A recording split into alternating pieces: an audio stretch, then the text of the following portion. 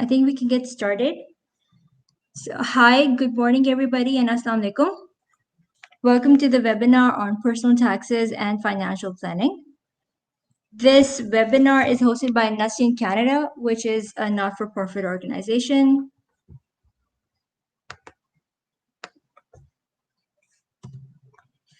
It's a not-for-profit organization which provides services to Nust alumni in Canada. We do this by arranging meetup events, which can include family activities like camping or dinners, networking events like job placement and resume clinics, where we also provide guidance and mentorship. This guidance can also include helping newcomers in settling down. We're also available for day-to-day queries and issues that any new member or old member may have, and we're available via direct answers or webinars like this one. We are also looking to initiate fundraising activities. Arsalan is going to be speaking more about fundraising activities. So over to you, Arsalan.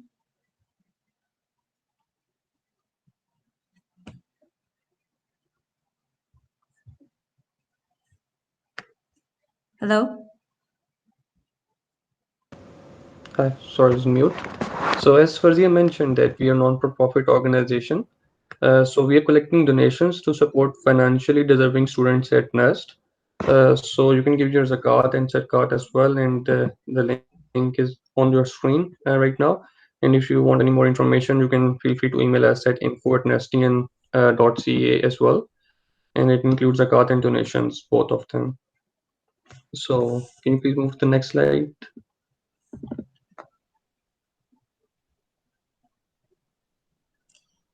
Okay, so for the speaker for today is Mr. Naveed Rana. He has a CPA, CGA, and an MCOM in finance. He's a very accomplished tax consultant. He also runs a boutique firm by the name of Catalyst Solutions Canada, which is located in Mississauga. So I think I'll open the floor to Mr. Naveed. Naveed, please. Well, good morning or good afternoon to all of you guys. Thank you so much, Farzia and yourself and this team. And it's indeed a great pleasure to be the part of this Proceeds organization. I mean, I've known this organization from back home, and I know all the individuals and all the team members here. I mean, some of them I can recognize. I mean, they're amazing at their work they're doing, and especially this activity you guys are doing. And again, this is I was told that this is the first program Nest is doing. I mean, alumni is doing. So it's again a great pleasure for me to be, presenting this session to all of you guys. A little bit about myself. I'm a chartered professional accountant in Canada. I hold a CPA, CGA designation.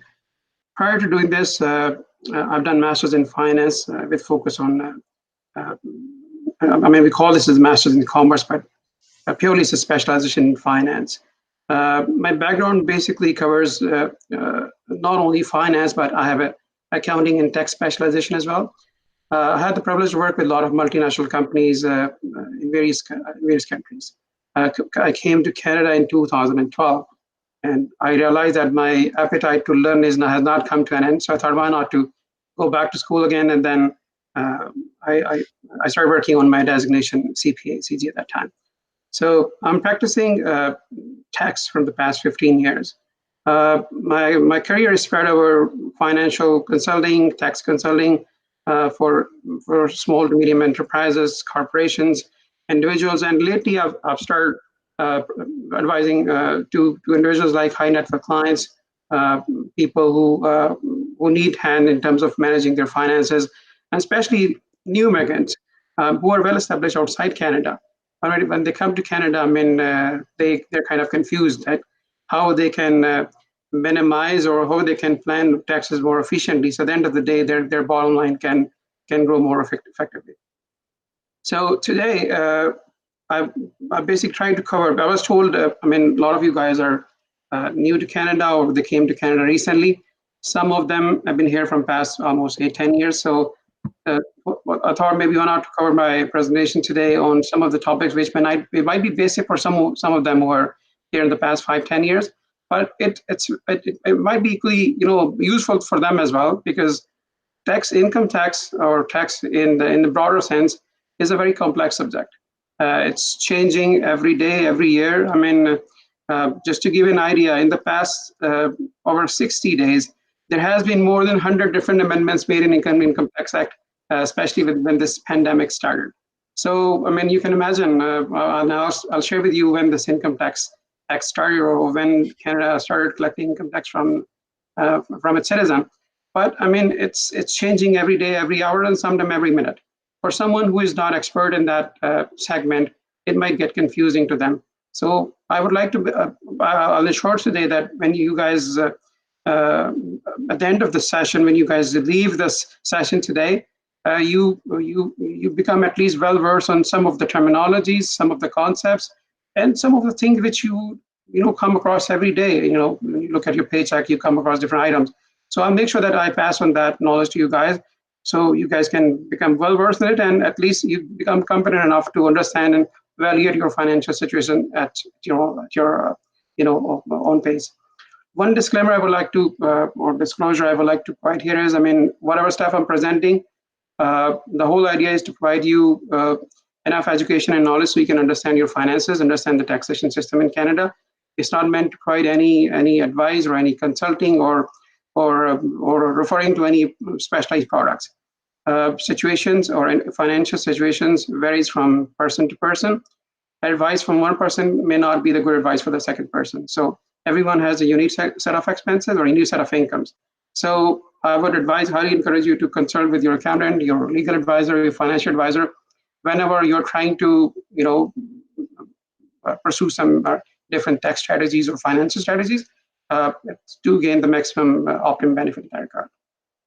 So to begin with, I mean, the agenda on the screen is for today's presentation. I mean, I'll be, what I've done is, I mean, I was told this is a 90 minutes presentation. So a lot of you guys are interested in asking questions. There was a time I was reluctant to answer those questions, and then I mean, lately I started enjoying all those questions. As I mentioned earlier, income tax is a very interesting subject. There are a lot of tricks, terms and tricks in that. But I'll make sure that I answer those questions to the best of my knowledge and abilities. I'll go over. So let's start our presentation today. Some of the concepts might be familiar to a lot of you guys, and you guys, mentioned that you want to hear about these as well. Okay, so taxation system, it's broad concept. I mean, Canada first started collecting income tax from its citizen in 1917. At that time, it was called War Tax Act. I mean, it was purely designed to, fund war activities. It was First World War at that time. The whole idea was to there are a lot of expenses being done, and maybe there's a way for government to at least fund those expenses. So they started at that time in 1917 to roll out this framework to at least start collecting a little bit of tax from the citizen of Canada. Fast forward, I mean, there were a lot of changes made throughout almost 100 years, I would say. I mean, we're 2020, so 1970 we started. The major amendment was done in 1985, when, again, the amendments started being done every day. But the major act which holds as of now, as we refer back to 1985, tax system in Canada is planning is all done by Finance Canada, which is managed by the Prime Minister of Canada. So they create a committee comprised of different competent guys. What they do is they come up with different plans, policies, regulations. Then they have a organization base called CRA, Canada Revenue Agency, which is responsible for administering our tax activities, collection of taxes, and also making sure that it acts as agent between the government and the taxpayer. Taxes in Canada are segmented into two different categories. One is federal level, and then there's a provincial level. And when it comes to income taxes, federal government is responsible for collecting all the taxes, and at the end of the day, they reconcile whatever the provincial portion they're collecting, and they would send it to the provincial government. Now, one important thing which I always like to highlight here is a lot of people, they are confused with two different terminologies. I always get clients saying, I mean, they're confused what is HST and what is income tax. I'm not sure whether some of you are self-employed or not, but I mean, I'll just give you a brief, explanation of how you can differentiate. So HST or harmonized sales tax, it is derived from general sales tax. So there are some provinces who has general sales tax, which is called a federal tax on the sales, on the revenues made by the corporation of the companies. And there's a tax at the provincial level, which is called the PSTs, the provincial sales tax. The three provinces which have decided to combine these two taxes together, and they call this HSTs, harmonized sales tax. Ontario is one of them, and our harmonized sales tax is 13%. GST across the board, across Canada, is 5%. That means the federal portion in that HST is 5%. And the remaining 8% is our PST, that's the provincial sales tax portion. Now, I don't want to drag this conversation to the HST side, but to give you an idea, so HST is basically is a sales charge which is conducted on the gross revenue of that organization or the company. It is not an income tax. It is the tax which we are collecting on the top of our sales. So when a company's revenue goes beyond $30,000, there is a guideline which says when that revenue, just to give you a broader picture, so if your revenue is more than $30,000, that is a time when you start collecting HST from your customers. So that HST is not your income. That is an income you're collecting on the behalf of the government, who is running the show, providing you all these facilities, all these public sector programs that are running. So that is an income to the government. Governments want to make sure that they're collecting revenue from those activities. So that revenue that you're collecting, you're holding it in a separate pocket because that's not your income. Similarly, when you're providing those services, you're also incurring some expenses to generate that revenue. Similarly, you have paid some taxes when you were in the process of creating those revenues. So say you're a manufacturer of a cell phone. So you sold a cell phone for $100, but your cost to manufacture that cell phone was $50. So in those $50, you have incurred some expenses on which you paid HST as well. So what the government expects from you is at the end of the quarter or at the end of the year, you reconcile that account, your GST, HST account, and let government know, okay, at the end of the year, whether you owe the government or you are expecting a refund from government. So that is basically an HST. That is not an income. So income is purely excluding HST portion, which you earn from different sources, which I'll explain you in the coming slides. Again, as I was explaining you that all the taxation system is divided into federal and the provincial level, and is administered by CRA. Now, when it comes to rights and responsibilities, our system is based on actually self-assessment program. When I say self-assessment program, what is meant is basically government is giving you a chance to present whatever income you have earned throughout the year. Let me explain you one other terminology here, as we call a taxation year or fiscal year. Our tax year runs from January to December. It's always the same. But when it comes to different corporations, their taxation year could be different. It could be from March to February, or June to June, or July to June. For an individual, the tax year runs from January to December. So what the government is expecting from you is, being an individual, is to report accurately all the income you earn throughout the year to Revenue Canada.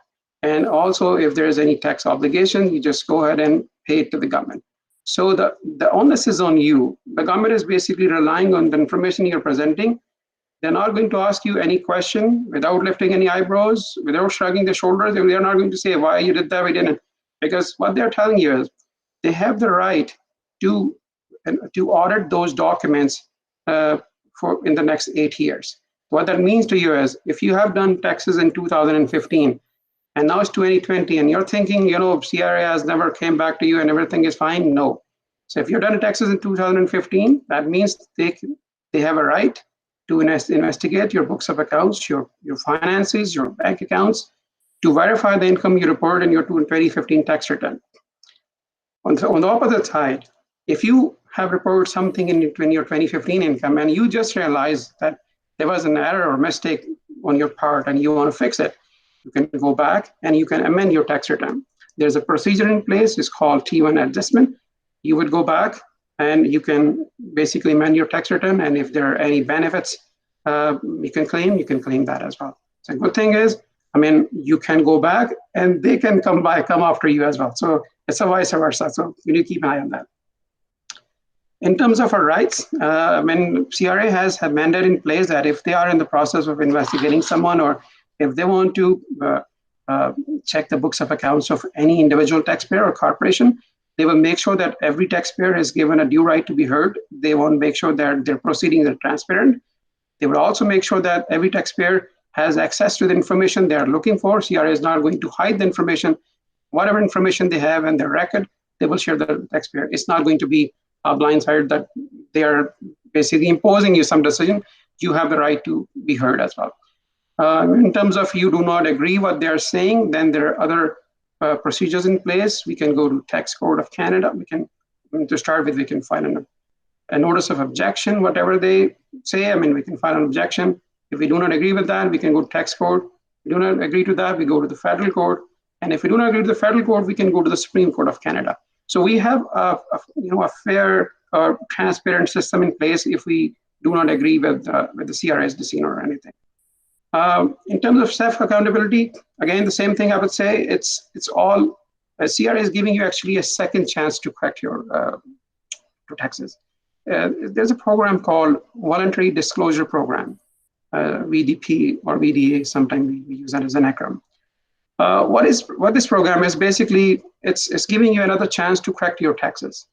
If you realize, let's say you just did your 2019 taxes, and months from now you just realize, or let's put another context.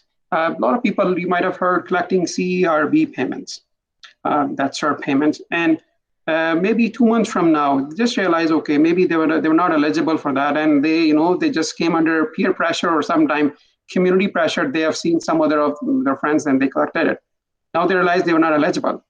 CRA is giving you a chance to correct your finances, so you can use this program. You can file a return in which you would basically self-declare that you made a mistake and you want to fix it. The CRA is not going to impose any penalties on you. If you are in a tax owing situation, means that you have to pay taxes to the government. You'll pay it along with the interest, not with any penalties. So there will not be any criminal prosecution against you. They will basically give you a chance to correct it without saying any word. So that's the beauty of the system, that it is all in your hands. You want to fix it, you have a right to do it. You realize later on that you want to fix it, you can do that as well. This is about our taxation system here. It is a very lengthy concept. I can speak about it for hours and hours, but just want to go to the topic which are of more interest to you guys. Now, let's talk about our income tax and benefit return. So a lot of people, when they say about the taxes, they only say, I'm going to file my tax return. Whereas it's not a tax return, it's basically your income tax and benefit return. What the government has done is basically they have linked all your benefits with your tax return. That is why it's called income tax and benefit return. Because people who are with children, spouses, or some other dependents, if in order to claim those benefits, you have to file your income tax return to be eligible to claim those credits or deductions. So that's why it's called income tax and benefit return. Our taxation system, our income tax filing in Canada, is actually based on our based on our residency. Unlike USA, where if your responsibility to file taxes is actually based on your citizenship status. You're a US citizen, you have to file the taxes. While in Canada, if you are a resident for tax purposes, it's your responsibility to file your taxes. To explain a little bit more about that, when I say tax residency, it means that if someone was in Canada and he or she has spent more than 183 days in Canada, that person is considered as a tax resident of Canada. What that means to him or her is that now he or she has to file tax return for that year. Now, if their stay in Canada was less than 183 days, then there are some second level where we would check whether they are supposed to file the taxes or not. Generally speaking, if someone is not in Canada for 183 days or more, they're not required to file their taxes. Now, two scenarios come in mind when I think about that. One, if someone is new to Canada, let's say someone came to Canada in September of 2019. Now, technically, they're not tax resident, but they're new immigrants, and their intent is to stay here in Canada. In that case, they have to file the tax return because the intent is to stay in Canada and they want to continue living in Canada. But if they leave Canada, say, before December 31st, then it's up to them. The government has not made it mandatory. If someone who was non-resident and they still want to file their taxes, the government is basically leaving it up to them if they want to file it or not.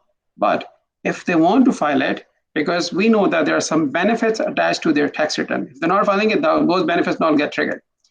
Now, if they want to file it, they still can file it, but it will be as a non-resident Canadian. Now, another important thing when it comes to residency is some people, say they leave Canada in July, and they then tend to say start working in somewhere else, maybe in US, maybe in Middle East, or maybe back home. So what they do is, in that scenario again, they have to think, if they were resident in Canada, they have to file their taxes for that year. Or another criteria is if they earn income from Canadian sources. So let's say if someone is non-resident, he's living outside Canada for past 2 years. Technically speaking, he or she was non-resident because they never stayed in Canada for 2 years or more. But they had a rental property in Canada, which was paying them rental income every month. Now they have a Canadian source income. In that case, they have to file a tax return to make sure that that actual income gets reported as well. One other important thing I would like to highlight here is when you become Canadian resident, and again, residency is that same 183 days or more, you are responsible to declare your world income in Canada. And this is a very debatable or very interesting segment. A lot of people, they're aware, but they don't want to say that they know it. But it's world income. Yes. Whatever income you have from any other country, when you had spent 183 days or more in Canada, if you have a rental income, say in US, if you have rental income in Dubai, or you had a rental income in India, wherever you are supposed to include that income. You are supposed to declare that income in your income tax and benefit return for the year in which it was earned. A lot of people, they forget it because they think that government has no way of finding that information. Just to give you an update, in the last year, 2019 and 2018 actually, government was able to sign off on tax treaties with almost 90% of the world. What that means is the government has actually signed another treaty which allows them to collect information on any taxpayer who was a resident of another country as well. So if they want to pursue and ask information, collect information, they can collect from those channels as well. I'll speak a little bit more about that in the coming segment because I want to talk about the real estate segment, which is another very interesting and hot market in Canada. And I want to shed some light on that as well. Another important question which a lot of people ignore is and a lot of people, they simply write no to it, but there are huge consequences to it. These are the questions which are actually on the very first 2 pages of your tax return. That if you hold or own any foreign property in the previous year, which had a cost value above $100,000 Canadian dollars. So what that means is, let's say you had a property in US, and that property you had it in 2010. In 2010, you acquired that property. Say the cost value was $50,000 at the time. Now the same property grew in value, and now today, the market value of that property stands at say $200,000. A lot of people, when they read that question, even a lot of consultants actually, they do not take the time to explain to their clients. They just simply say, okay, $100,000, okay, just government has no way of knowing it, just say no to it. Whereas there's no harm in saying yes to it, because what the law says, what the requirement is, if the cost value, if the adjusted cost base of that property was more than $100,000 in the past year, then you are supposed to declare it. Going back to my example, the piece of land I bought was for $50,000. It was the cost price of that piece of land. Now in 2019, the value has grown to $200,000, but the cost has remained the same. So technically speaking, I do not fit into this. My answer to this question is no, because it's not a reportable item. But since it was never told or explained to me, I would always say no to it. So that's another, my agenda of today is to help you to understand what information needs to be explained to you guys. I mean, when you go and do your taxes, sit in front of your accountant or your tax advisor, I mean, feel free to ask those questions because that's your right. Because most of the time you actually do not take the time to even go through the income tax return. We are only interested in knowing how much refund I'm getting this year. That's the only answer. I've seen people, impatiently waiting and just want to see how much refund. Refund is not. I mean, I'll talk about the refund as well in a moment, because refund is not everything. I want to make sure, because at the end of the day, if someone is misreporting, these all are high impact items. If just for this foreign property, if you did not declare that property and you had that property, the fine is $25 a month for non-reporting, and the maximum it can go to $2,500 plus the interest called by the charge. So that simple no can cost you $2,500. You can think this way. All right. So coming back to the type of incomes. Generally speaking, we got 4 different kinds of income, or someone can earn from income from, which can be categorized under 4 different categories. Income could be from 100 different types, but broadly speaking, they're under 4 categories only. One is your income from employment, like your T4s, you are working in an employer-employee relationship. Whatever income is your income from employment. Income from property could be your rental income. You have dividends, you have investments, different multinational companies, or you're expecting dividend from local companies. The dividend is your income from property. Income from business, such as you're self-employed, you're running a small sole proprietorship, or you're a part of a partnership, that's business income, or you're a commission employee, or you're running a professional corporation. These all are income from the business. These all will be reported on your personal income tax return. Any other sources of income, such as you make an RSP withdrawal, or you have foreign income sources, you're expecting income from foreign countries. Things like that will get reported under your other income criteria. Any income you earn, and as I'm going back to my first part, that if you are a Canadian resident, every dollar you earn, it is your responsibility to report that dollar on your tax return. If you're not reporting it, that means you're avoiding it. That's considered as tax avoidance. There are 3 terminology we use generally: tax avoidance, tax evasion, and tax planning. Tax avoidance is that you're intentionally not reporting something on your tax return. That means, if you knew there was an income and you never reported, because based on your own thought process, you thought maybe no one is going to know after God. It's just you and God, right? It's not the case. Government is using tools actually made by people, the IT experts. All of the IT experts are here in the room today. Some of you might be helping government to prepare those tools. Some in one or other way. So government does have those tools as well now, which can help them to find that information. Other than that, in terms of income, I'll be adding more light on that in the coming, because there'll be some. I have a separate slide for the self-employment income as well. Now let's look at the tax rates. I've used this for Ontario. I'm not sure whether some of my fellows here are from the provinces, but the federal portion remain the same. This slide is about our 2020 tax brackets. Now, if you look at very first bracket, if someone has earned less than $48,000 in Canada, they are going to pay 15% tax on their income on the federal side. Plus, they're going to pay 5.05% on the provincial side. So technically speaking, if someone has earned $20,000 in a year, he is going to pay 20.05% taxes on their income. Now, in Canada, every individual is considered as an individual taxpayer. If you are single, it's just you then, but if you have a spouse, your spouse is actually responsible for payment of her own or his or her own taxes. But there are some tax credits which we can share as a household, which allows us to minimize our tax burden. Now, when I look at, when I try to analyze this schedule here, just to give you an idea, this is a progressive taxation system. The more money you make, the more taxes you're going to pay.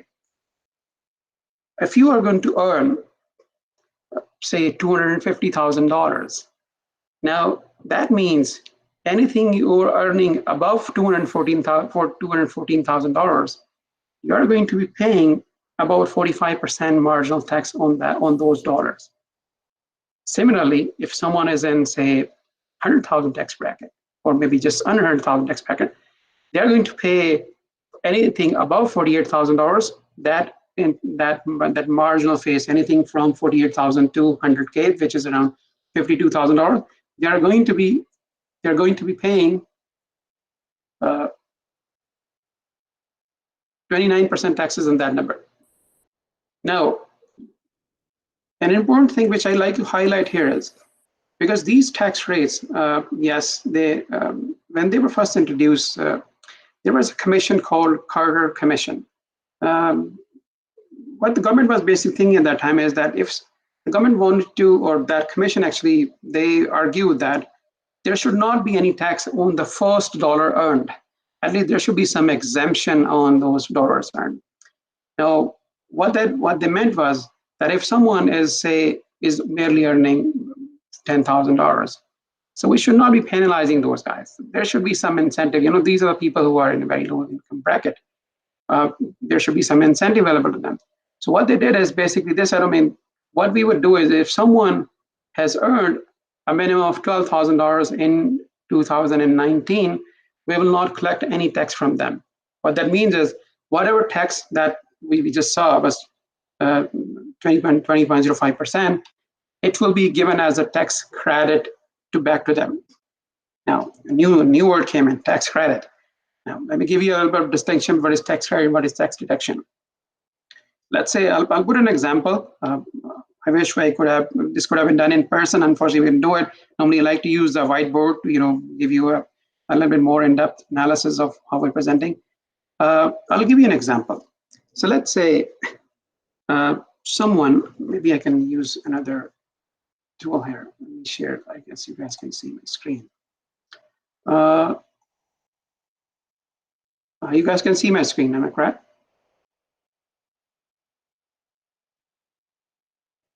Yeah. Hi, Naveed. Yeah, we can see your screen. I want to confirm that you guys can see everything. Okay. Yeah.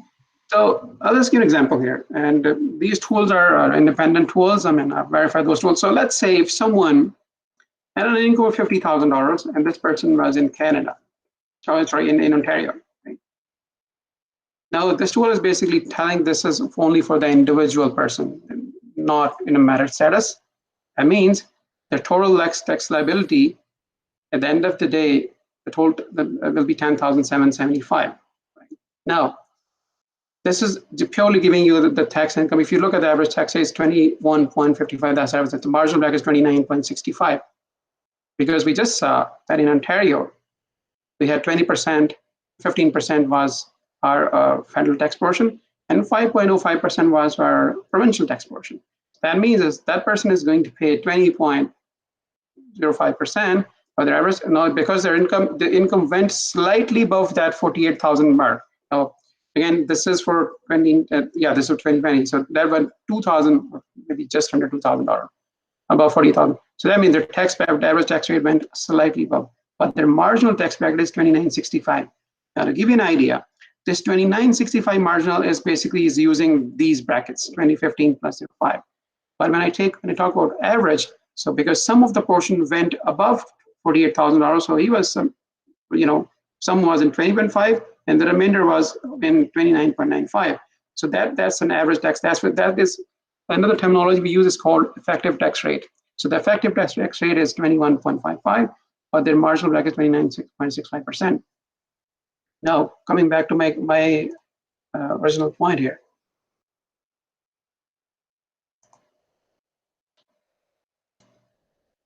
Now, tax deductions and credits. Now, tax credits, here, let me go back because I think I just lost the train of thought. Here. But this 50,000 is a purely employment income, assuming that there's no other deduction and credit was available to him. That means his tax liability here was, the total tax he needs to pay to the government was about $6,000, $7,000 he needs to pay to the government. This is an EI premium, which is a tax credit as well. Tax credits are those items which allow at any taxpayer to reduce their tax liability. What that means is if I need to pay here $6,000 or $7,000 to the government, these tax credit, which are basic personal tax credit, are spousal tax credits, my CPP contributions I make, any home buyer amount I have, I make any donations and gifts, if I make any medical expenses, these all expenses together will, and these together, 15% of these total expenses will basically allow me to offset that tax liability from my income. So let's say if I go here and I say change my income to $12,000. You see there's no tax here. Federal is zero, provincial is $33 because that will be offset by some of our by these provincial tax credit, the basic and the personal tax credits, which I just referred to you guys. So these tax credits, just for you to memorize or just for you to understand, these only allow you to reduce your tax bill, but they in no way they are going to reduce your income. They are not going to reduce your income. They're only going to reduce whatever tax bill you have. So these items pay a very close attention. There's a long list. I mean, it's about 40 odd items. I mean, I just copied some which I thought would make more sense, or maybe these are the ones which we normally come across. Basic personal tax credit, every one of you gets it. If someone is married, they got additional spousal and dependent credits. So let's take an example here. If someone whose income was $12,000, but they were married, that means their tax-free income, basically that $12,069, which you can refer, is called a tax-free income technically. So that means that family had a tax-free income of about $24,000. So technically they will not have any tax bill going to the government. So a married couple would get most likely basic and the personal as well. In any CPP contribution you make is a Canada Pension Plan contribution, which allows you to collect pension from the government when you retire. You can retire as early as 60 years, and you can delay your retirement as long as you want. So CPP will basically, every time when you get paid from your employer, there is an item you would see called CPP Canada Pension Plan deduction. So they collect it and they remit it to the government, and government keeps a record of it. When you decide to retire, this tells you how much income or how much pension you're going to be expecting from the government. On the same note, on the pension, typically speaking, there are two types of pension someone can be anticipating. One is pension from the government sources, which is the same, the CPP, because in order to get that pension, you have to make contribution in CPP. So there's a company pension. Some of you might be working with some renowned multinational organizations who have a pension plan in place. Sometimes called defined benefit pension plan or defined contributing DCBP or DBP. So those are the plans which allows you to accumulate, so start saving within the company structured pension plan. So those pensions, when you retire from that company, you can start taking pension from that company as well. Home buyer plan, if some of you have bought a new home, they can get up to $5,000 worth of tax credit. So these tax credits, they look very lucrative, but we only get 15% of these credits. We do not get 100% of them. Whatever amount we are collecting of these are going to give you only 15% of it. Donations and gifts, I will explain you, maybe I can explain you here because I noted that part of our agenda was to explain about donation and gifts. Donation and gifts is a tax credits. And as explained earlier, these only allow you to reduce your tax bill. They're not going to reduce your income. They're only going to reduce your tax bill. What happens is every time you make a contribution to a registered charity means registered charitable organization who is registered with Revenue Canada or with the government, and they're recognized as an institute who is providing or working in the areas of alleviating poverty or providing educational resources or providing some religious education to community services. To do that, you have to have a registered charity number once you get that, every time you make a donation to that organization, you can claim it as a tax credit. What it means is, so let me give you a little idea how much you can benefit from that.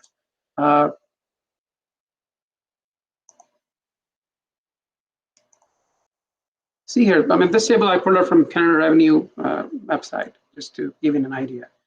If someone has made any donation to a charitable organization, if someone has made only up to $200, they can get 15% at the federal level, and they get 5% at the provincial level. That means is if you have made $100 or $200 worth of contribution to that charitable organization, so you get 20% back. So that means $40 is going to come back to you, which is going to be your tax credit, which will allow you to reduce your tax bill if something is coming up here. Yeah. So it's a very, very unique idea. It's very wonderful idea, especially, I mean, I see more of us as a giving it back community.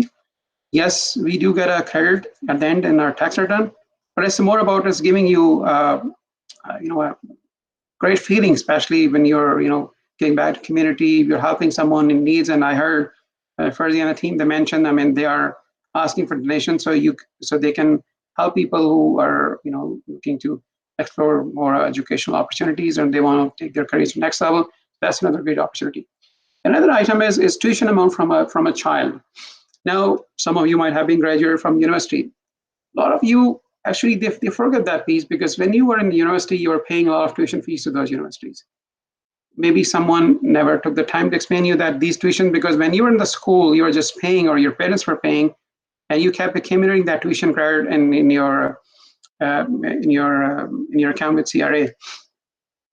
And since you had no income in those years, you never get to use those tuition credits, because normally if you had income, then you can offset it. If there's no income, there's no way to, you know, waste those credits. You just keep, because you can continue parking with CRA, and then once the time comes, then you can just adjust them in income in that year. Same is the case. Fast forward, you grew up and you have children. Now your income is higher, and you're supporting your children to go to school. And when the fees they pay or you pay on their behalf to institution, no, the children will not have any income. But since you are in the high income bracket, you can actually get a form signed from your child allowing you to transfer up to $5,000 of her tuition credit into your tax return. Now we know that $5,000, and this is a tax credit. All the tax credits are 15%. So that means $750 worth of tax, you know, $750 worth of tax credit I'm anticipating in my tax bill. I mean, I can write off up to $750 in my taxes. Same as the medical expenses. I mean, if you or your spouse, or if you're paid for your dependents, any medical expenses, these are tax credits. There is a process. There's a formula: 3% of your income, or 2353. You can whatever's minimum, whatever's less, you can use as a tax credit as well. Now, moving on to the deductions. Tax credits, I just explained to you that tax credit only allows you to reduce your tax bill. It only comes into play once your tax bill is being calculated. Let me give you an example. Let's say your income, again, for that scenario which I gave you earlier, our income was $50,000. From $50,000, I was advised by the government to pay them $7,000 worth of income taxes. Now, government has given me some options. What they're saying is that if you have tax deductions for various kinds, I mean, some of them which are common and some of them may not be common. They come once in a blue moon. I mentioned them here. RSP is the one deduction which we talk a lot. That these are the items which we save it for retirement purposes. Anytime you make a contribution to RSP, this is called tax deduction. So all the deductions allow me to reduce my income, because my tax calculation is made on the income in my hand. So let's say my income now is $50,000. I do not have any RSP contribution. I do not have any other deduction. My tax will be calculated on this amount. After this amount is calculated, I will dive into my tax credit basket and try to minimize these obligations. But if I have any source to reduce my income, that means if I am able to reduce it, means I'm going to reduce my tax bill. So let's say I have made an RSP contribution of $15,000. Now, look at this side here. If I take this back, you see my tax bill was about $6,000 or $7,000. Now, the moment I made a contribution to RSP, that has gone down. Why? Because again, going back to the same slide, which I told, because now my tax bracket, see my income, which is now is 50,000 minus 15,000. I was able to switch my bracket from 50,000 to 35,000. So what that means is, if I go back to my original slide here, which I was referring you to the text. So I was in this bracket before, 48 to 97. When I made an RSP contribution, I was able to move back to the previous bracket, which basically saved straight away 9% of taxes here. So that means that RSP which I contributed, anything above that number from 48 to give me a saving of 9%, and then whatever was in here, 20% for that portion, which allowed me to save that number. Now see, my tax bill has gone down. So anytime when you are referred a tax deduction, that means tax deduction is basically an item which allows you to reduce your income on which the tax will be calculated. And terminology I'm going to use here is 50,000 is my total income. Okay, and if there's no deduction, 50,000 is my taxable income as well. Now, let's say if I have a deduction of $15,000, now my total income is 50, but my taxable income is 35. So always keep an eye how much is your total income and how much is your taxable income, because your tax is going to be calculated on your taxable income, not on total income. Taxable income only comes when there's a deduction. Right? All right, so let's go back to our topic. So similarly, very important, childcare expenses. If your husband and wife, you have children, and you have a nanny or a babysitter taking care of them, you can claim those childcare expenses. If some of you have moved to another place to pursue education or to pursue a new job, you can actually claim moving expenses. The rule is, if it is 40 kilometers closer to your new residence, we can claim most of our moving expenses. Even you can claim up to 15 days worth of expenses to find a place close to your new home. This is very interesting. A lot of people, they forget it. Every time you are making a move, either let's say you are in Toronto, you are going to maybe Kitchener or maybe Waterloo area, and you want to go to school, and you see the distance is more than 40 kilometers, and you're closer to the new school or job, or if you get a new job, say in Waterloo here. So keep receipts of all the expenses you incur. You can actually claim a deduction, because see, these all are deductions. Means that I will be able to, by courtesy of these deductions, I'll be able to reduce my income, which is eventually going to reduce my tax bill. These are not credits. Credits will only come in play once the tax has been calculated. Other employment expenses. I was asked, this is very interesting. It's going to be, I think in 2020, this is going to be the talk of the year. Why? Other employment expenses, generally speaking, as an employee, when you get hired by your employer, your obligation is basically every morning, start the vehicle and go to your employer office, do the job and come back home. There's nothing else you need to do. But what if your employer wants you to work from home? What if your job requires you to visit different clients? Maybe, maybe some people, they are in sales and service industry. Sometimes you are in a compliance, or some people, they are, say, working on different projects with clients, and they have to visit the client side. And maybe it is the part of their job to visit different clients in every week or every day, and they spend maybe 30, 40 kilometers on the road just driving to connect with those clients.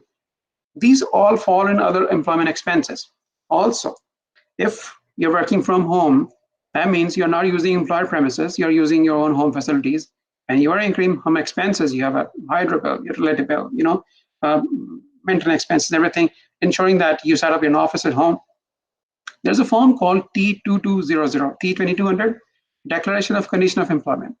Make sure you get that form signed from your employer, which will basically confirm that it was a part of your job to work from home or to visit your clients or your employer's clients, to incur those expenses, whether you are paid for those expenses or not. When you're the client, you get called from your client or from your employer, you answer those calls, you have a cell phone, you have a cell phone bill to pay. Working from home, you have an internet bill to pay, you have hydro bill to pay. I mean, if you're renting somewhere and then you have a rent to pay. So since you're not using private premises, who is going to pay for those expenses? So, and even in this year, under the pandemic, everyone, even though they were working from offices, now they're working from home. Now we have, luckily or unluckily, we are forced to set up our office at home. It's a dedicated place because now the kids are at home as well. We want to make sure, we have an extended space available to us, uninterrupted. And what will happen is basically, then at the end of the year, don't forget to ask your employer to give you this form, because some of the expenses I will show you in the coming slide, you can write off against your income. Keep in mind again, these are deductions. Every item in this list, every item in deduction is going to lower your income, resulting into lower tax bill. And our tax credits, those are separate animals. Those will only come into play once our tax is calculated. But if I can make best offer to lower my income, which will result into lower tax bill, will be great. Another thing I wanted to mention here is RSP, TFS, and mortgage eligibility law. People, they ask me about whether they can write off your mortgage expenses because they're working from home. Not all the expenses are deductible. Mortgage is basically you own the house, it's your capital asset. Unless you're a commission employee, in which case you can deduct as a mortgage expense from your income. TFSA is another vehicle which we use as tax planning tool. It doesn't give you any deduction or any credit, but any amount you save in TFSA is sheltered from any taxes. So let's take an example. Let's say you put in $10,000 in TFSA. Any interest you are in that account, or any gain you see in investments in that account, are protected from any taxes. You're not going to be paying any taxes in that amount. Versus, assume that $10,000 you would have parked in a non-registered account, saving account, which is not a TFSA. So let's say you have earned $500 in interest on that account. That means that $500 is going to be included in your income on which you're going to be paying your taxes. So that means that's not a good idea. So if you got a surplus savings sitting with you, we need to be finding out, okay, if I have a mortgage, if I have some extra funds, should I be putting into RSP, or should I be putting in TFSA, or should I be paying down my mortgage? Just to give you a rule of thumb, it's a very long debatable conversation, excuse me. RSPs are basically tax deferring tool. A lot of people, they think RSP from the perspective that RSP is a tax saving tool. Yes, it saves, but it's only deferring your taxes up to the later years, but you have to pay taxes when you take out funds from your RSP. So that means that you're not going to be, basically, government's not giving you forgiveness on those taxes. They are saying it right now. You're in a high income bracket. When you retire, the expectation is you lower your income, or your income will get reduced. At that time, you take out from RSP, and then at that time, whatever funds you take out of your RSP, that will be your income, and you're going to pay taxes at the lower tax bracket. I'll take you back to my table, to that tax table again. So let's assume some of you are here in 200.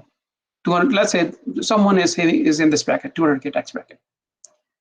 Right now, their marginal tax bracket is about 39, 41%.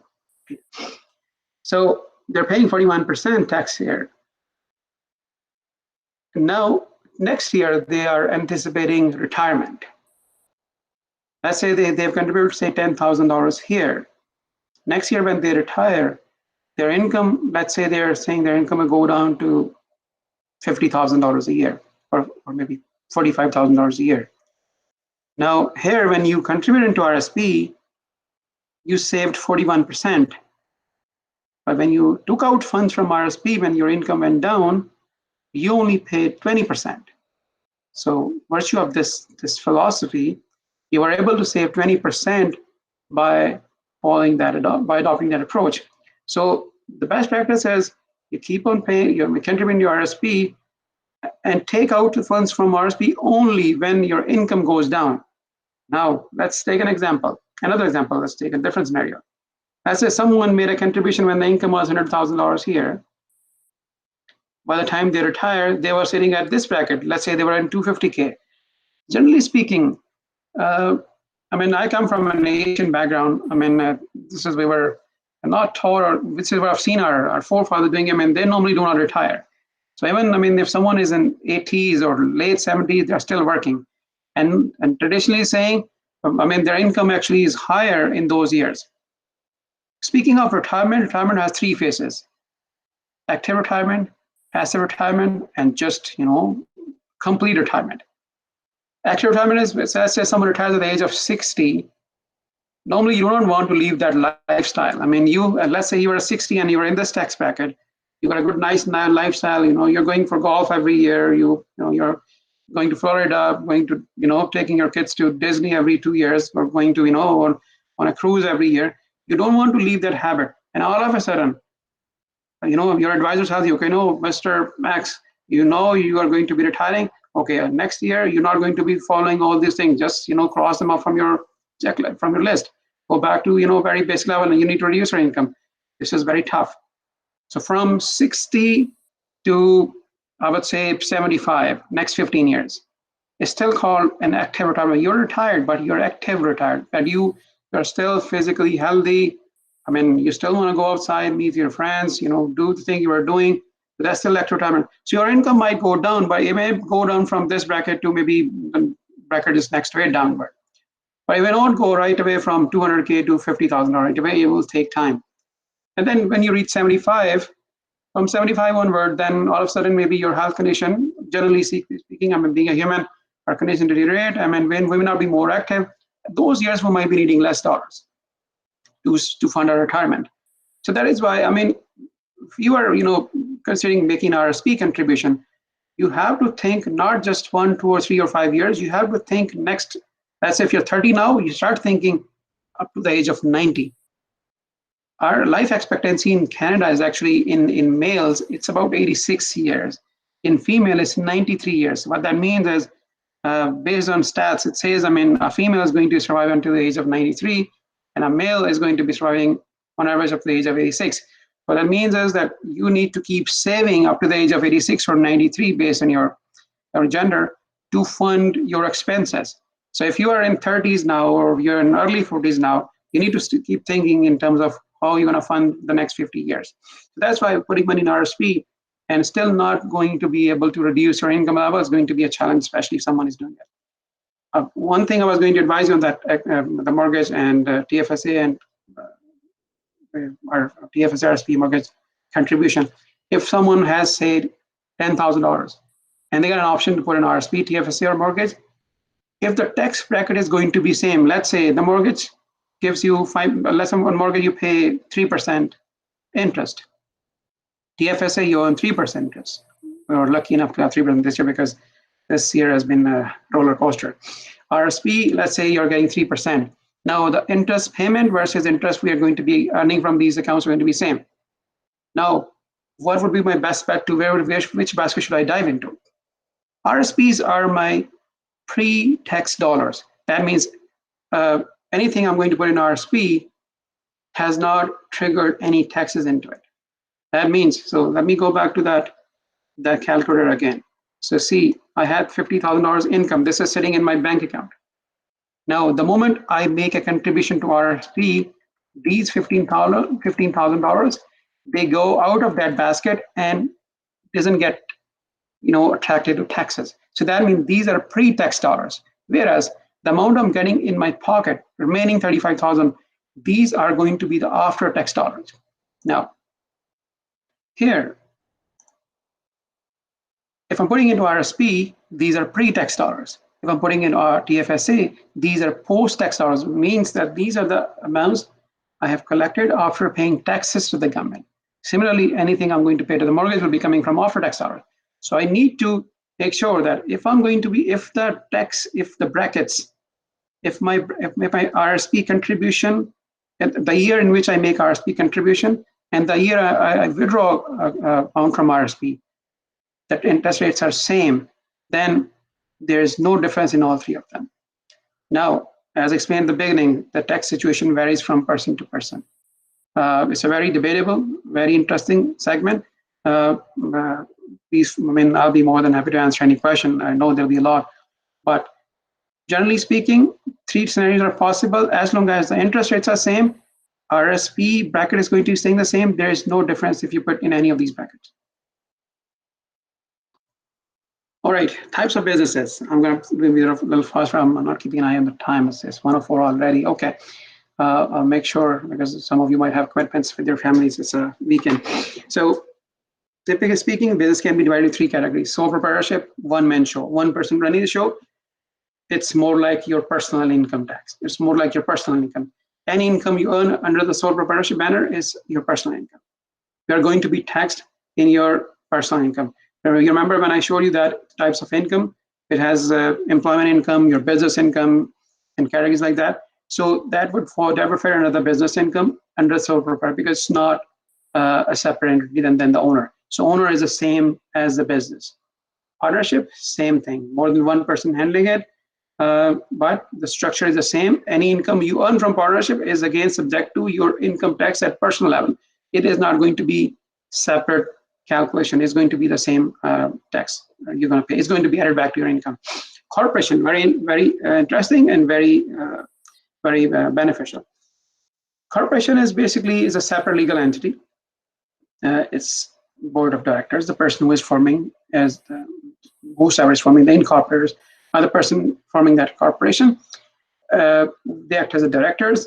Whatever activities that they undertake in that corporation are separate from the personal taxes of that person. So let's say Mr. A incorporates, say, an XYZ corporation for, let's say, to provide, say, technical services, consulting services to various clients. So whatever income he is generating under corporation is separate from the income he is generating under the personal name. So that is why corporation is very, very important and very integral part of our system. A lot of people actually, I was reading a stat. I mean, what it says is 4 out of 5 people in Canada, they have corporation in one or other way. They have created them and they try to use this vehicle to minimize their personal tax bill. Corporation can be of 2 levels, federal and provincial level. Again, depending on need. The major difference I see is laws remain the same, because as I mentioned, federal and provincial, it's just at which level is structured. Federal level, Canada Business Corporation Act, and provincial is Provincial Corporation Act. We follow Ontario Business Corporation Act. Main thing why would someone use this is to protect their name. So let's say my company name is Catalyst Solutions Canada. Well, I don't want anyone to be using this name across Canada. And I'm situated in Ontario. So I would go and try to register as a federal corporation because I want to protect my name Canada-wide. Let's say a couple of months from now, I want to open another office in Alberta. What I need to do is I just need to go and register federally, and I can still use the same name because my name is protected Canada-wide now.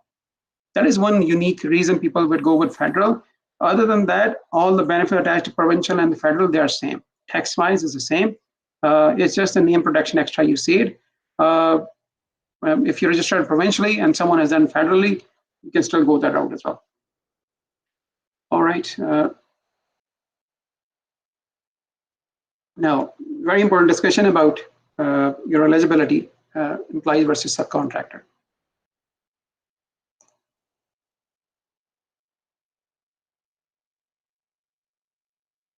Now, we just went through that a lot of people would act as an employee, or when they enter into a contract with their employer, they act as an employee to that company. What happens is sometimes you're hired as a subcontractor, or you might hear some of your colleagues or your peers saying, "Okay, why not you go to the employer and say you want to act as a subcontractor." Actually, I want to skip this slide. I just want to go because that would actually make more sense. Yeah. All right. Sorry, I accidentally hit the next. I thought maybe I missed that slide. I want to be focused on this slide. Now, if some of you want to say, okay, I'm actually a subcontractor, I'm actually a self-employed, and you go to your employer and say, I don't want to act as an employee. Please treat me as an employer, or let's sign up an agreement, and I want to be tagged as a self-employed, but I want to create my own corporation, and I want to take the maximum benefits by having my company incorporated. CRA has a guideline in place. What they want to see is not all the time your relationship with your peer, the person who is hiring you or hiring your services, is of employer-employee or an employee or a subcontractor or self-employed status. The main thing which basically differentiates is basically this criteria is listed down in 4 different categories. The main category is basically who controls the activity of that subcontractor. If your activities are controlled by that peer a lot, you cannot make your own schedule. He's the one controlling your daily activities. He's the one assigning a task. He's the one directing your daily activities. Then the control rests with the peer. Then you're not independent, and you're dependent. Then you are totally dependent on that person. You cannot control activities. We fail in that test. Secondly, now do we own the tools? Now every day, some of you might be going to that vendor or that employer place. They have their own system in place. They have their own technology, computers and everything. They want you to work only on their machines. That means I do not own any tool. They are the one basically owning those tools. That means another box is unchecked because I have no ownership of those things. He's the one owning them. I mean, if tomorrow he doesn't allow me to access those tools, I cannot perform my job. That means I'm not still a self-employed person. Financial risk. Will I be incurring any risk? If I'm performing the services, if anything happens by virtue of my act, will I be paying any penalties? Will I be penalized for those activities? If not, then I'm not incurring any financial risk. That means I'm still tagged as an employee. CRA has lately started auditing a lot of people who are tagged who are reporting themselves as subcontractors. When they run this test, at the end of the day, they come out to be an employee. There's no employer-employee relationship. You want to make sure whenever you are doing or going to sign up a subcontractor agreement with the payer, make sure your contract specifically describes your duties and all of these, checkpoints specifically. That the main thing which I normally see is the control and the risk. Because if my activities are controlled by someone, I cannot decide my own, cannot follow a specific path. Let's say I'm running a project and the person wants me to do in a specific way, then my control is lost. So that's why it is very important if someone is doing it. I mean, it's always a good time to review your existing contracts and make sure if there's any need to make amendment, just make it. When you are working as an employee, you get T4s. When you are working as a subcontractor, you get T4A. That is a self-employment income. Now, coming to expenses, employment expenses versus business expenses. As I was mentioning earlier, T200 was declaration of condition of employment we normally use when we are working as an employee, but we want to deduct some expenses because the income we are generating for that business has some costs associated with it. So we can use our hydro, water, heating, maintenance. If you're paying rent, you can use it. But if you are going to deduct your mortgage interest, property taxes, or insurance expenses, you can only do it if you are a commission employee. If you're not a commission employee, you cannot do it. And I've seen a lot of individuals in my practice when they come to me, and I take a special look at this segment in particular. And I've seen people, they end up claiming it, which is actually incorrect. You cannot claim it because what CRS says is, what the government says is, mortgage is your capital asset. You are basically accumulating a capital property. So, and you are already earning income from those from your employer. You cannot deduct any expense which is going to give you a capital asset.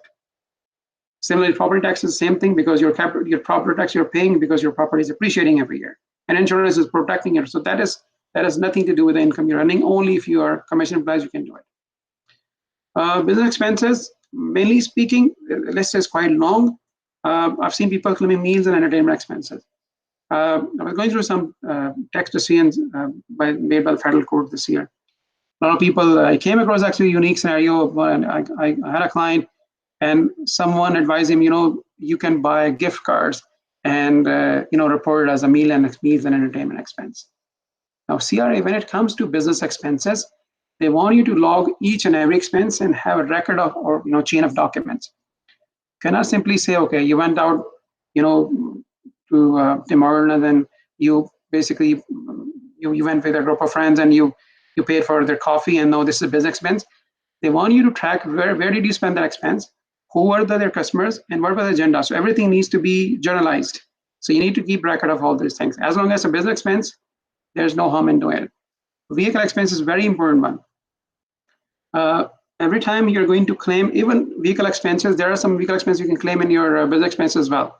If your business, because if your T2200 requires you to use your vehicle to perform your services, we can use that vehicle expense in that separate as well. Vehicle expenses, very, very important and highly challenged by CRA, because these are, I call these are the gray areas, because there are guidelines available, but people, they tend to misuse it.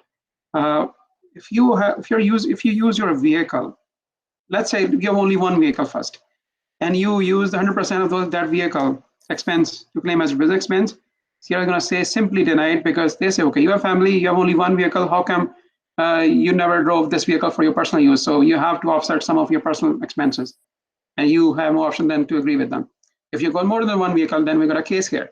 Okay, now that expense is going to be that expense. Now you can basically divide, okay, this vehicle A was going to be for my business, and vehicle B is going to be my personal. For business, they want you to keep a record or logbook stating on that when you, at the start of the year, what was your odometer reading, and end of the year, what was your odometer reading, in each day of that year, what was your mileage, where did you go, which kind you met, how much were your expenses for fuel, maintenance, repair, etc., etc. You have to provide a complete logbook stating how much these expenses were. If you're not able to support it, they are simply going to disallow it. So it's very important. Some of you are using the expenses. People use normally, as a benchmark. Okay, I'm going to use maybe 20%, 30%. Make sure whatever you're claiming, CRA has a right to come after you even up to 8 years. So actually, I dealt with another client who was ordered for 2015. Because what they were saying is they were claiming some expenses, vehicle expenses, and they never kept that logbook for their expenses. So I would be careful. Especially when it comes to claiming. It's your right to claim it, but make sure you have an evidence. Salaries and wages. If you're working in a corporation, you're a director as well. You're an employee. I'm going to cover this in the next slide. I'll explain. I'll talk more about that in the next slide. Occupancy costs. If you are using your home as an office address for your corporation. Another area highly audited by the CRA. Some people want to lower their corporation expenses, and what they do is they end up putting as a rent expense in their corporate expenses. Now, CRA says, okay, let's say you own this home and you claim $1,000 as monthly rent paid by the corporation. Now, CRA says, the corporation is paying $1,000 an expense. That means someone else is getting this as an income. So who is the recipient of this income? You say, okay, yes, it was me. So that means that $1,000 need to be per month need to be reported in your personal income. So that means you were able to reduce $12,000 from your corporate income, but that $12,000 went into your personal income, so income grew up. So you have to be very careful. Yes, and then at that stage, you're going to claim your employment expenses here. Then this segment will come in play. Then at that stage you can start claiming these expenses. So a little of tax planning can be done in this area. Salary versus dividend, highly debatable topic. A lot of people, when they incorporate the business, this thing come to their mind a lot. Okay, should I be paying myself salary or dividend? Technically speaking, a person when attached to a corporation can be either employee, shareholder, director, president of the company, or maybe sometime just as a consultant. If there's one man company, that person can be employee, or he can be at the same time he can be employee or can be shareholder as well. Now, if you're actively working in that company, then you can reward yourself by compensating yourself a salary. But if you don't want to take the salary, because the salary once you give from your company, then it will be basically, it will become your personal income in your personal income tax and benefit return. I mean, your income going to go up. But what we want to take benefit here is because corporate, one of the big benefit we use corporation is because in corporate world, our tax rate in Ontario is 9% at federal level and 3.02% at provincial level. So technically 12.03% we pay as a tax in the corporate, in any corporation. Versus when we were in personal tax situation, our minimum tax bracket was 20.05%. So technically speaking, it is better to pay less tax in corporation than take less income to personal side. This way we can optimize it, our personal income taxes. It's going to be not exactly income, but let's say you do not take any income from the corporation and you say, okay, let's pay 12% of the corporation. At the end of the year, when the corporation has a profit, has any net income, why not we take dividend from the corporation? The dividend is a passive income. Why it impacts us? Because in our personal income, when we want to make an RSP contribution, dividend actually is excluded from that earned income calculation because dividend is a passive income. It's not active income. So active income are income which are generated from the active sources, like your employment income, your business income. But anything which is coming from like investment income or coming from your dividends and stuff like that is considered a passive income, and it will not create your RSP room. So we need to create an optimum mix. It could be you're going to take more as. Hi, Naveed. I think we're very short in time. Yeah, I'm just gonna. I think I've only left. Okay, if I? Yeah, I'm finishing in 2 minutes. Okay. Sure. Now, lastly, I mean, it's up to you guys. How you want to structure it. My best, advice is it depends again from person to person, depending on their personal financial situation. If you want to take more salary, maybe you want to, apply for mortgage this year. You want to have, you want to take more finances goal this year and take more salary. If you want to take more dividend, it's a good idea as well. But dividend up to $35,000 can reap a maximum benefit. Beyond that, I mean, it's better to take out salary. Thank you so much. I took a lot of time. I think there's one left, but I'll leave it for the question and answer, and maybe I can cover that in question and answer. Thank you so much, everyone. Thank you for being patient, listening to me nonstop. It was a pleasure sharing all my knowledge with you. Thank you so much, Naveed. That was very informative. We have a lot of questions. If you're okay, we can dive right into them. Questions, yeah.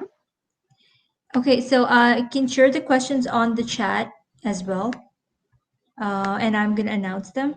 So the first question was from Ali Taj, and he was asking if we decide incorporate versus C4, what structure of incorporation will be beneficial? Sole propriety corporation, etc. Maybe a simple case of 10K or 150K salary will be best example for everybody. So we know that any income sitting in sole proprietor status will be coming back to us in our personal tax bracket. But the income sitting in our corporate entity will not be coming to us unless we want to direct that income to our company, our personal side.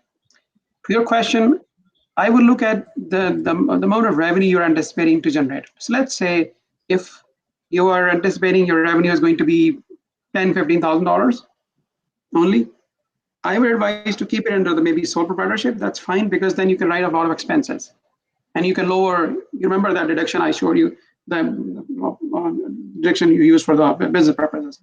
But if you're anticipating your income is going to be, $100,000 or maybe more, or maybe even more than $50,000, then I would encourage incorporating a business. Then it's up to you how much income you want to bring it to your personal side. So just to add a little bit here. So let's say your corporation had an income of $50,000.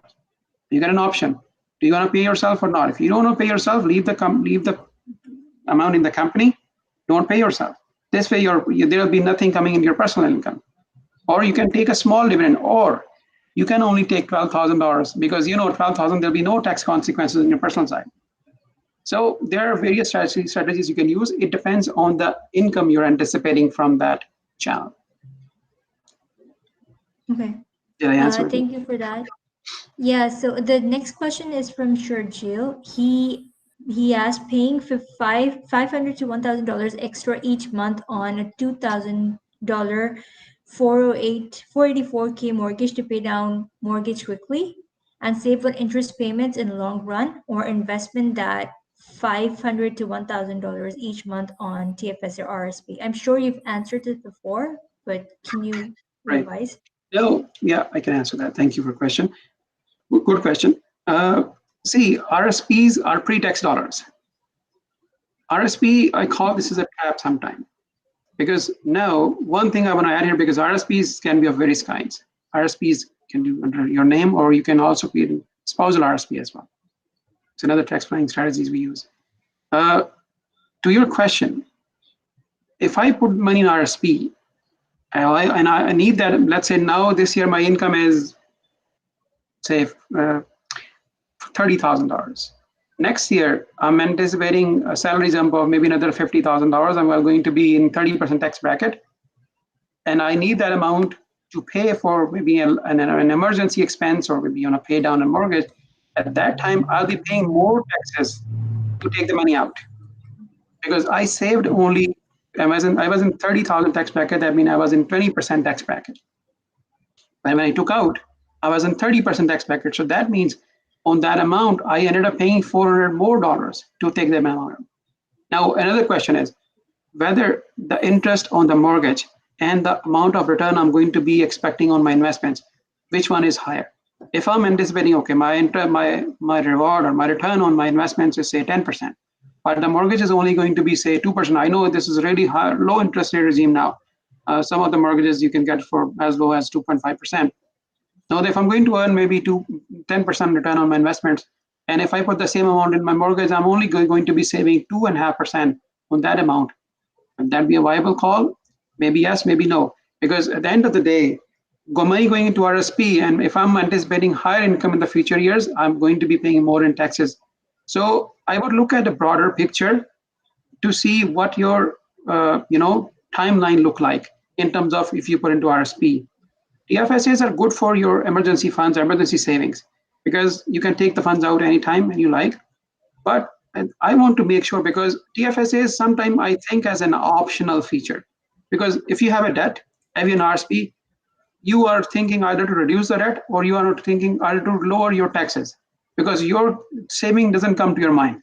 You try to think of saving, but you can know I have debt, I don't want to pay debt. So that's why TFSA, sometimes gets eliminated from the discussion. But if it's just RSP or mortgage, I will look at who is going to be paying or saving me more interest, and what timelines I'm thinking of, and if I need to take funds from RSPs. Okay. Okay. Yeah, got it. Then Shabazz asked, what benefits can international students who do not have an income get by filing tax? Now, for international students who are either new to Canada or been here, government just recently announced they're eligible for CRB benefits. They get it. Now, while they are studying there in the school, they can start accumulating those tuition credits. Now, in future years, definitely they will be going to be working for some employer. At that time, those benefits, those credits will come handy. They can actually offset, because those are tax credits we just learned, they're tax credit. So what would happen is then you can use all of them to offset your tax bill. So sit tight, they will come handy definitely, right? And then in terms of, for other benefits, you do get some Ontario Trillium benefits. You get GST, HST tax credits, you get that. Also, they just announced this year is a special training credit.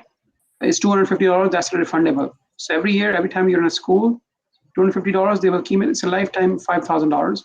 So you can accumulate from the age of 25 to 65. And basically, whenever there'll be a tax bill, they will offset against that amount you accumulated, that amount.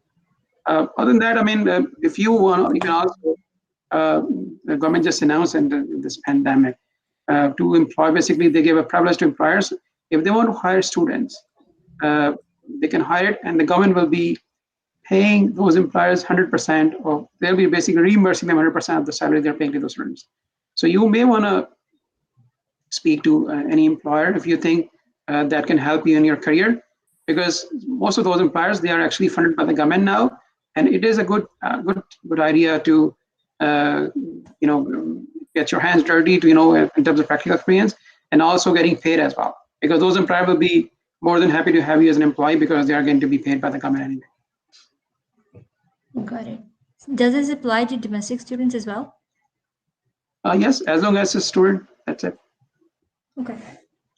Thank you.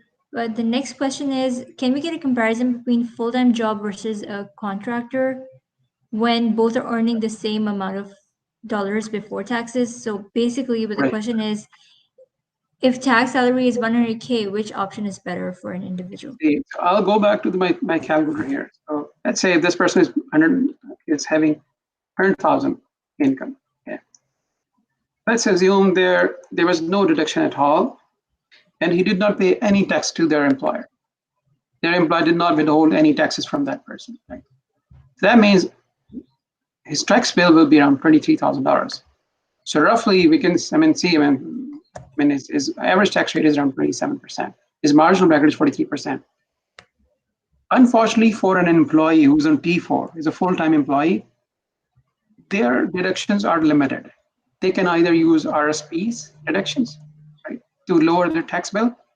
They have deductions like I told you, home office expenses. They can use it, or you can speak with your employers if you are traveling, vehicle expenses. Some of you are traveling maybe, so claim those. I would say consult that document T2200. A lot of people, they're actually not aware, and they can actually qualify for those expenses. They're using a cell phone to discuss different options with your clients, or handling company clients on your personal cell phone, going out to meet with clients, everything. So consult that document T2200. It is very useful, informative document. Feel free to give me a shout. My email, I guess, is somewhere in the presentation. You can send me an email. Is there anything you need hand on? I can help you on that as well.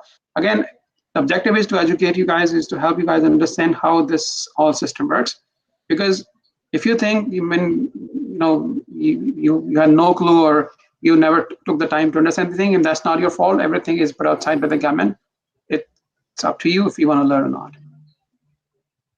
Now, to the question for the self-employed. Sorry, for self-employed, let's say the same guy, he had a self-employment income here. Now, since this is sitting let's say if it's sitting in a self-employment income, he can actually write off all these expenses which we just discussed here. Meal expenses, vehicle, salaries and wages, occupancy costs, cell phone expenses, insurance expenses, vehicle payment expenses. Because now, rule of thumb is to offset all the expenses you earned. You had to earn that income. In case of your personal or T4, your full-time, your set of expenses you can write off is very limited, because you're relying on your employer, and your employer is just whatever services you're rendering to them, he's paying you that salary. But if you are a self-employed, you're a businessman, every dollar you earn or every expense you incur to earn the dollar for the business is your deductible expense. So every time, let's say, going out for coffee, meeting with clients, tax deductible. You are, traveling, going to, let's say, you make a visit to Middle East to, bring more clients on board. You can actually write off the cost of your travel as an expense. You went to maybe attend a seminar. You can offset the cost of that seminar. One more thing here is there's another tax credit is if you guys have any annual subscription, you have to maintain a license to be able to perform your service for the employer. That expense or fees you pay to your organization is a deductible as well. So you can deduct that as from your expenses. But from business point of view, that's why a lot of people here, 4 or 5, they are businessmen, because they can write off those expenses, which unfortunately for a full-time employee, there's not a lot of options available. You have only option left is either we go into RSPs, pay, contribute to company pension plans. On with that note, in the company pension plan, a lot of employers, they actually have a matching plan in place. If you have that one of the plan in place at your place of work, use that, because that's actually is a great plan. Because if the company is matching 4%, then you are actually earning 4% on the top of what you'll be earning from that investment. So that's a good plan to have, and you can use that as well. Okay, thank you. The next question is there flat income tax rate for self-employed or contractors? I think you just showed that. Right. So if someone is working under umbrella of sole proprietorship or partnership, then they have to use the chart I show you guys. But if it's corporation, then it's a flat rate of 12.03%. As long as if their income is less than $500,000. If income goes above, then it's a different rate. Okay. So that's why people, they form corporation, because they pay about 12%, which saves a lot of taxes. Okay. I think that answers the question for Haroon. The next question would be, we all hear ways contractors are able to get tax benefits and write-offs. Are there any incentives for people for full-time jobs? How about mortgage-related expenses? Any return we can get? I think it's the same question, but in a very different way. I explained to you guys here that if you have a commission component in your income, then you can write off mortgage interest, property taxes, insurance. Other than that, if you're if you are just T4, so these all are the select expenses you can claim. Refer back to that T2200. That will, again, they'll help you a lot in terms of which expense claim, because the main thing is, first of all, the main document which will guide you is your agreement or is your contract with your employer, your hiring document. If that document states that you are required by your by employer to perform job from home, to visit his customers or vendors, then you should not waste any time and just have him sign that T2200 or T2200, which will allow you to write off a lot of expenses.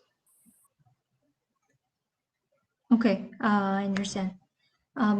So the next question is from Raza. He said, if I'm moving residence, which is less than 40 kilometers, I cannot claim the moving expense deduction. Is that right? Yes, and it has to be 40 kilometers. It has to be 40 kilometers.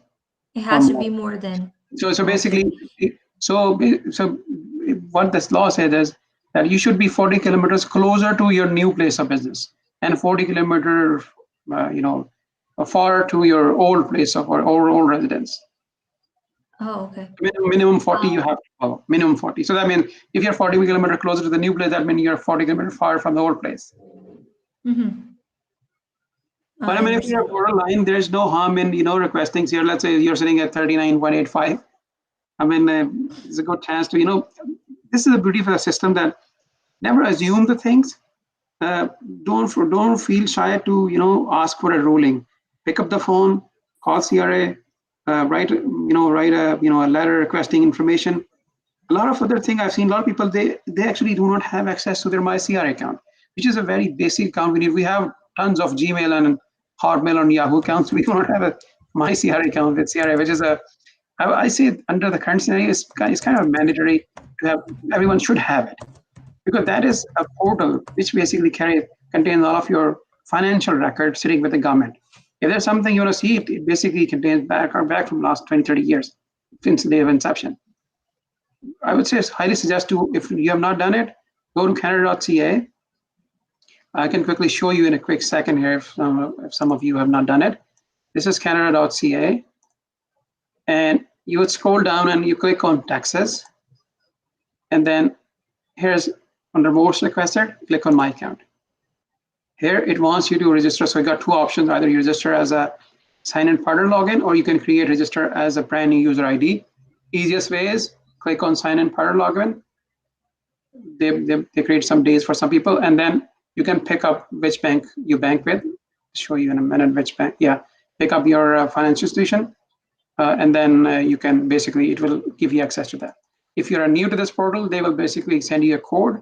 Once you get the code, then just follow the instruction. This portal is actually a must-have for everyone. I would say there's a business or personal. You need to keep an eye on that. What's happening with your finances in financial record with the government. Okay. Yeah, I would suggest everybody who's coming to Canada just get that account right away. And then the other thing is, a lot of people they I have clients I'm asking, okay, where's your T4? My employer hasn't sent me yet. If you have this account, all the T4s, all your RSP contribution slips, everything is already in that portal. So even you don't need to contact. So every employer is required by law to report information to CRA. And when you go into CRA, you will have that information already sitting there. Even you don't need to go back to your employer to ask for the information. Okay. And his second question was, Rosa's second question was, if I'm receiving the subsidy from the region on childcare expenses before or after school programs, can I claim deduction on the portion I have paid? So can you repeat the question? So if he's receiving childcare expenses as a deduction? Yeah, he's receiving a subsidy from the region on childcare expenses. Okay. And can he claim deduction on the portion that he has paid? So, for instance, if he has to pay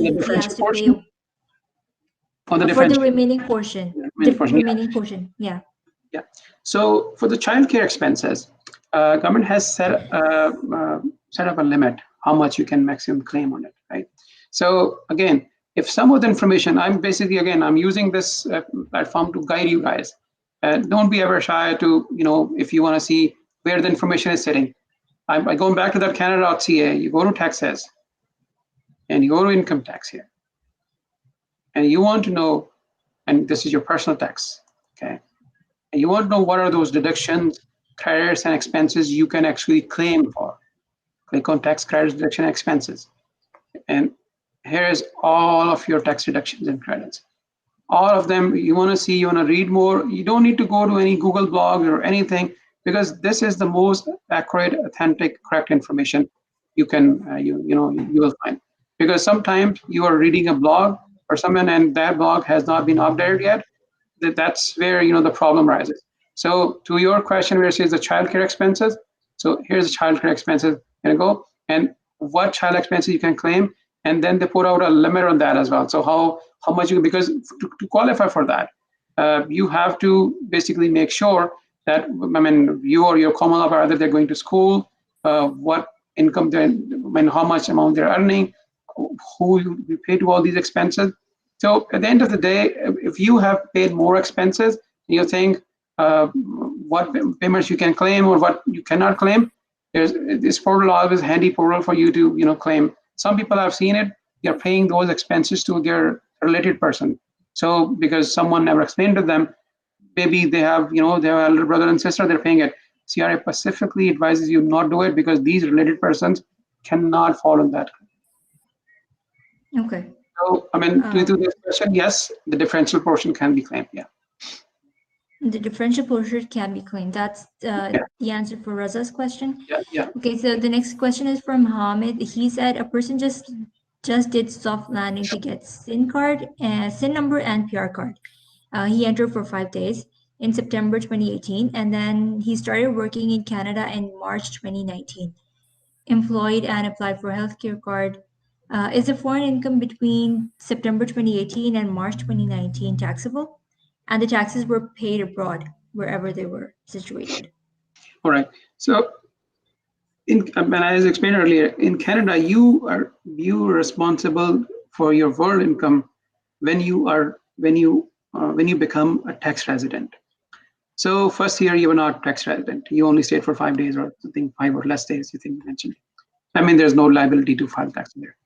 The year you become resident of Canada, in that year, if you're a resident, you have to declare your world income in that year. So let's say in 2019, you said you started working, and the period just before to do that March period, January to March, if you had income in any other part of the world, you have to declare that income in your tax return. And if you pay taxes in it, it's a deduction called Foreign Tax Credit, FTC. You can claim that as well because now Canada has treaty with all the countries. And what they do is then you can offset basically some of the interest, the taxes you paid here as a credit in that income. Okay, so you have to pay taxes on that. He has to declare. He has to declare that income, and if he pays taxes, that can be then foreign tax credit can be used to offset the tax liability he might offset some of the tax liability. Okay, I get it. And the next question is from Osama. He says, is claiming unclaimable expenses considered negatively by CRA? Or is it corrected afterwards and we should claim everything we can and worry about denial of those claims later? So essentially what he's asking for is, can you just go and claim everything? And if you did something wrong, CRA is going to come back and tell you you did this wrong and you can claim this Good expense. question. Very good question. Now, I just realized that I was actually explaining three terms and I forgot that term to explain that time.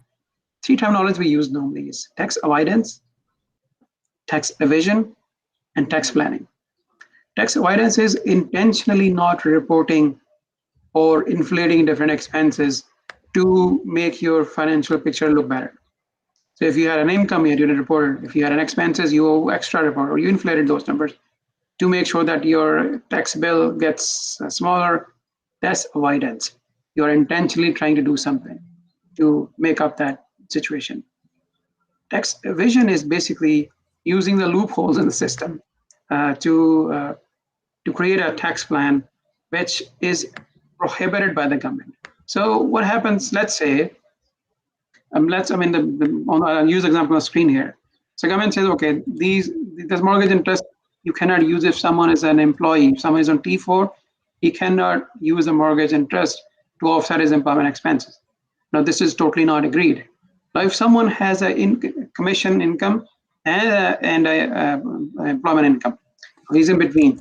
Now he's using that benefit of doubt because he was a commission employee as well, and that's the people who work in different dealerships. These auto car dealerships. There are employees who has commission as well, and those who has income as well. So then in this case, what they do is they say, okay, let's take a benefit of doubt and let's put all the interest costs in against our income. Now technically, they can only claim against the commission income, but they are trying to use because the system is going to see that they have a commission income, so system might not flag that file. It might, just bypass that review. So this is called tax evasion because we intentionally knew and we try to use, that gray area in the system where we can get, best at that bridge. Last is tax planning. That is lawfully using all those provisions available to us and making sure that we use those provisions, rules, and regulation to our best extent, and we minimize our tax bill where none of the item is prohibited. So everything is by law is available. That's tax planning. So to his question, if you are using some expenses which cannot be claimed to begin with, and it's a risk. Maybe you get away with them right now, but maybe they might come back in 2 or 3 years later. And what will happen at that time, they will charge you interest from the day it got reported. So let's say you reported in 2015 and you are in 2020 now, and if they uncover something in 2015, so they're going to charge you interest for the past 5 years. The interest rate is 6% compounded annually now. So you can think, how much it will be. So it's better, not to, divulge in the activities. I always advocate, I've been able to save more by doing tax planning versus I've seen people following some other methods to avoid those taxes, because the problem is the people they go to, and I respect all the professionals. I'm not saying I'm better professional, some other people are not, everyone are professional. They do their best to explain to the clients. The problem is, it is the client, it is the person, is a taxpayer who is not interested in understanding that tax situation or getting an answer to the question. He's only interested in getting to know how much refund this will be coming this year. Just a little note on the refund. And when I started practice about 8-9 years ago, and I've been doing a lot, but when I formally left my bank and I went to the public practice 100%. So I was getting clients and they were comparing me, will I be able to generate more refund versus their previous accountant? And I was telling them, if you're getting more refund, then we seriously need to do your tax planning. Because more refund means that you paid more taxes to begin with to the government. Now you're getting those taxes back from the government almost 15 months later. So why we paid more taxes to begin with? Ideally speaking, there should not be any refund. It should be zero. So that means that whatever I was supposed to pay to the government, I paid it. There's not a single penny I paid extra. Refund means I paid extra. So government is not giving you any interest or any profit. when they are giving you back the money. But if you owe them on the other side, they are going to charge you 6% interest from the 1st of January in the year you owe it. So think, if the government owes you, they're not going to give you anything. They're going to just give you your amount back. But if you owe them, they're going to charge you 6% from the day it got accrued. So it's better to reevaluate your situation. There is a form called a TD1. Every employer gets that form signed from the employee at the beginning of the employment contract. Review that contract, because that form allows the employer to calculate how much deductions or how much tax they should be deducting from that employee. So I would advise you review that. Getting more refund is not a good idea. It means you're paying, because if you're getting a refund of $4,000, that means that $4,000 you could have used in the last year to maybe invest somewhere. You might have earned maybe 10% on that. So you missed that thing.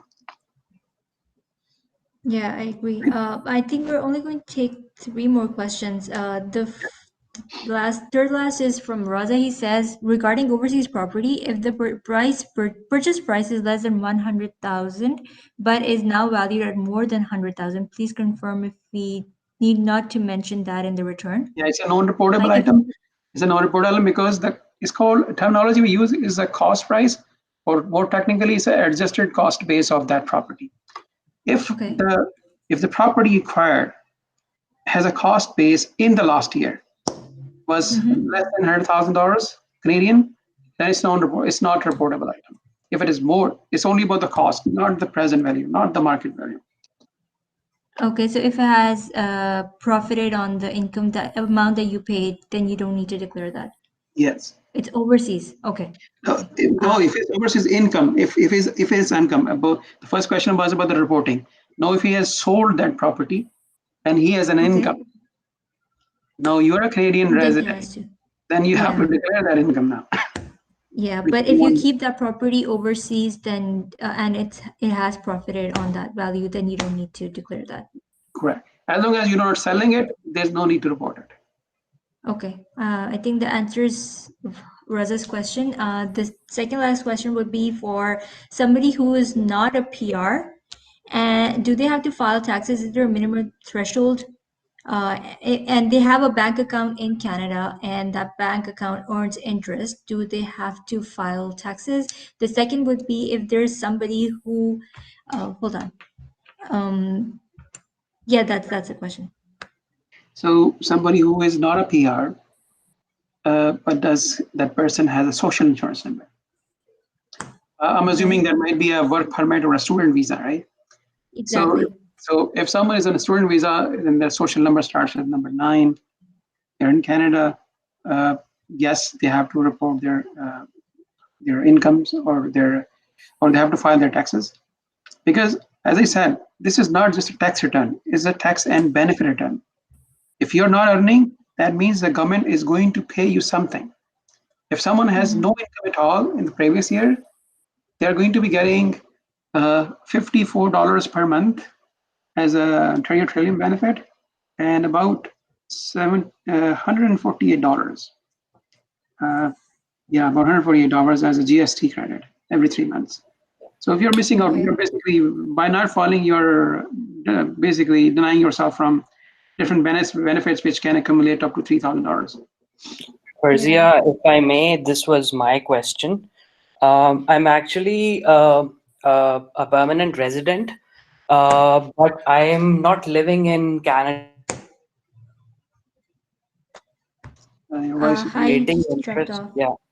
Yeah. Can you repeat again? I think we lost your voice. Yeah, I am a permanent resident, but I don't live in Canada. And I have a bank account that accumulates interest, but it's a very small amount. It earns about like $12-15 a year. So my question was, do I need to file my return for that small amount of interest that I earn? Okay. Generally speaking, if the interest on investment is less than $50, the banks or the financial institution will not issue a T4 slip or T5 slip for that interest income. So that's why it's not getting reported to CRA anyway. Now, in terms of your residency, because since you're not in Canada, yes, you have a very small or nominal income coming from Canadian sources, which is not a reportable item. And I think had that been, say, $1,000 or more, or maybe more than $50 even, then I would have encouraged to file a tax return, because in that case, you are a known Canadian, you're a known resident taxpayer. The tax liability would have been 25% on the amount you would earn. Your responsibility as of now, there's no need to file the taxes. But once you come back to Canada, then you have to file the taxes for the entire period, for the period you didn't do it, because your file has to be, complete. So if you left Canada in 2017 or 18 and you're coming back in 2021, so you have to make up what happened in those 3 years. So it's basically nil return, or there's no harm in even filing the non-resident tax return. Some people, they do it. Like there are some people who, they're US dual citizen, they're US citizen as well. So because they have to file to maintain their citizenship, so they end up doing even the nil return for their US taxes. So it's not a bad idea. It's the taxpayer's call. But since you'll not be getting any benefit, so I would maybe suggest you to hold on to it until you basically come back to Canada. And when I file for the first time, when I'm back, do I have to file the returns for the previous years as well? Or would it be the only one return that I file when I am in Canada? I would advise you to file for all those 3 years, just to keep a complete record of where you were in those 3 years. Because what would happen is, when you will be going for your citizenship, they want to see that you file your tax returns, because they want to know, because they will be calculating your residency period when you are in and out of the Canada. So your tax return will tell them that you were inside or outside of Canada. So this was basically a good idea to report your taxes. Yeah. So the last question that we have is from Sir Roser. He asked, is CPP mandatory? CPP, see, when we're working as an employee, your employer has a mandate, or I would say an obligation, to make 3 deductions from your pay stub, from your salary. One of them is your CPP, other is your EI, and third is your income tax deduction. If they don't do it, they'll get penalized. So you have to do, so they have to do it. So they will, basically what they would do is, in your CPP, the rate for this year is 10.5%. So half of that will be contributed by yourself, half of them, they will match it. In terms of your EI, 5.25, so your portion, and then 1.4% they will match it. CPP, to your original question, if you're an employee, there's no way you cannot withdraw. You will automatically see that reduction from your pay stub. Now, when you become a self-employed person in a corporation, then it depends how you are paying yourself. If you're giving yourself a salary, then a CPP deduction is must. If you're giving yourself a dividend, then there's no need for CPP. The CPP only gets subtracted if there's an employment income. Okay. Or self-employed business income under sole proprietorship or partnership. Okay. Okay. Thank you so much, Naveed, for your time. We went over time. Thank you so much for staying, and thank My you. apologies, I went over time, and these are very my favorite topics. Taxes, is a very favorite subject to me.